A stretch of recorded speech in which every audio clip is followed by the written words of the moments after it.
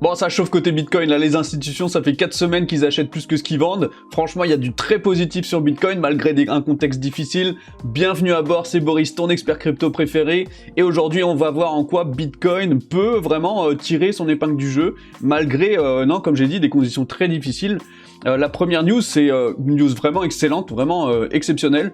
C'est la Federal National Mortgage Association, donc la Fannie Mae, la banque Fannie Mae, qui gère 4000 milliards de dollars de prêts hypothécaires, quand même, c'est pas rien, acceptera pour la première fois des prêts garantis pour le Bitcoin. Alors moi, je suis allé voir Grok, je lui ai demandé exactement à quoi ça correspond, et c'est hyper intéressant.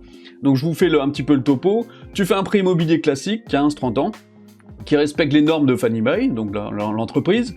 Au lieu de payer l'apport en cash, parce qu'il faut toujours un apport quand tu payes des grosses maisons, au lieu de payer en cash l'apport, tu prends un second prêt garanti par ton Bitcoin que tu laisses sur Coinbase. Oui, parce qu'ils se sont associés à Coinbase. Tes BTC restent dans ton portefeuille, ils ne sont pas vendus, mais ils sont bloqués en garantie. Fannie Mae, donc ceux qui gèrent 4000 milliards de dollars, acceptent ce montage pour la première fois. Donc ça implique qu'il y a des gens qui pourront acheter des maisons directement, et mettre du collatéral, mettre de l'apport en Bitcoin, comme ça, ils n'auront pas besoin de vendre leur Bitcoin, ils vont pas payer des frais, ils vont pas payer des impôts, ils vont pas payer tout ça, ils vont juste mettre leur collatéral en Bitcoin, et ça va potentiellement éviter peut-être une pression vendeuse, en tout cas, qui peut être très souvent colossale, parce que les gens qui ont fait beaucoup d'argent en Bitcoin, qu'est-ce qu'ils font avec? Souvent, c'est des maisons, alors parfois des voitures, parfois des choses comme ça, mais très souvent, le but c'est d'acheter la maison, c'est clairement l'objectif avancé. Et là, franchement, la news, elle est hyper intéressante parce qu'en plus de ça, on voit que les ETF continuent d'être acheteurs. On voit ici la news de Bean Crypto. Les fonds négociés en bourse ETF Bitcoin, cotés aux États-Unis, connaissent actuellement la plus longue séquence d'afflux hebdomadaires de 2026.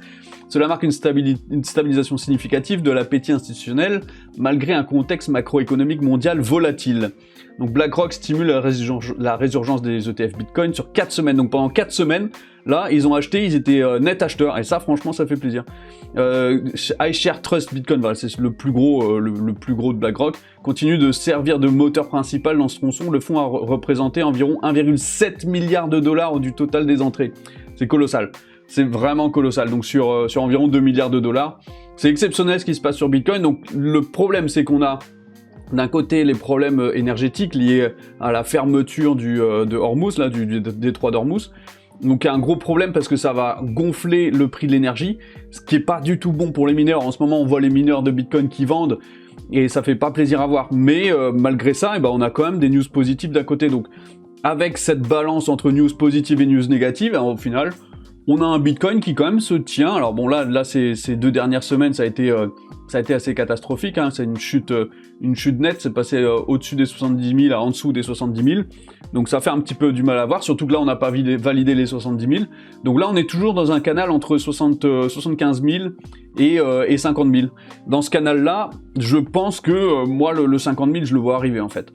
M'est avis qu'il y aura un rebond, je ne vois pas passer en dessous des 50 000. Il y a aucun monde dans lequel on va passer en dessous.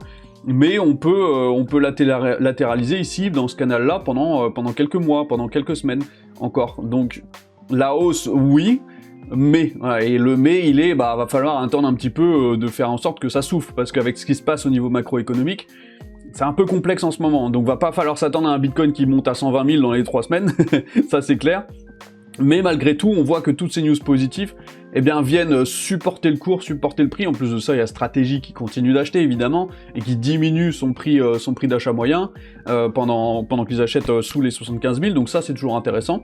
Et voilà, donc il y a du positif sur Bitcoin, tout n'est pas acheté.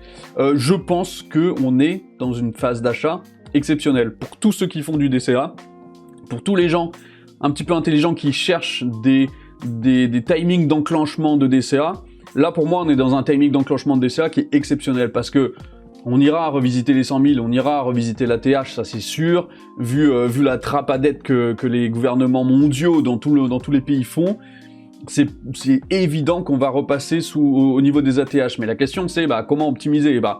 selon moi, un achat en DCA dans cette zone-là, parce que cette zone-là, elle va durer sûrement encore quelques semaines ici, là, voilà, dans cette zone-là, exceptionnelle. Et si ça tombe ici, bah, encore mieux, parce que de toute façon, on fait du DCA, et on sait qu'on ira revisiter la TH un jour. Donc si on a des bitcoins dans cette zone-là, bah, tant mieux.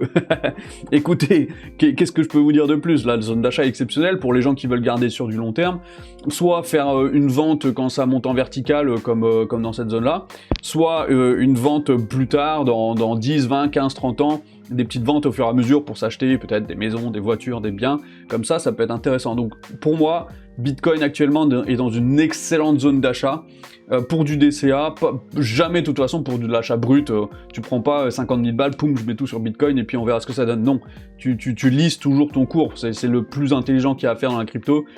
Et il faut pas céder à la tentation, il faut pas céder au FOMO. Là, on n'est pas dans une situation dans laquelle on va FOMO. On est dans une situation dans laquelle on va faire des achats intelligents. Voilà, c'est comme ça que je vois les choses. Je suis pas le seul à partager ce point de vue. J'ai regardé un petit peu des youtubeurs à droite à gauche et puis ils partagent plus ou moins tous le même point de vue sur le fait qu'on est clairement dans une zone d'achat hyper intéressante.